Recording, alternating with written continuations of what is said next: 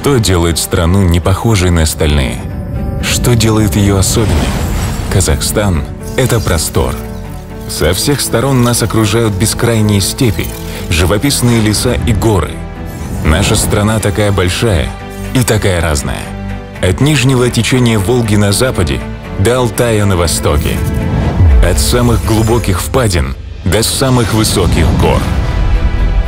Здесь можно прочувствовать все.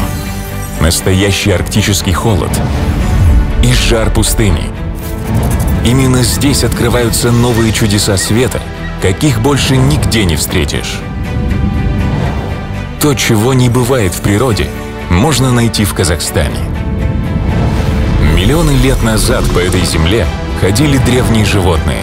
Сегодня мы можем прикоснуться к истории своими руками. И только здесь можно услышать голос вечности в пении древних барханов.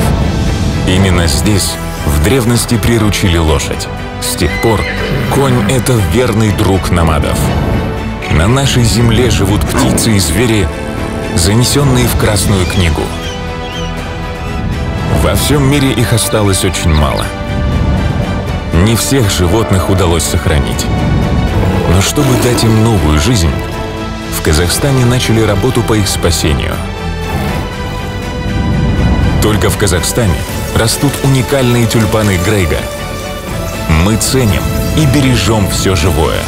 Наш долг – сохранить эту первозданную красоту для детей и общего будущего. Это наша земля, наша природа, наш Казахстан.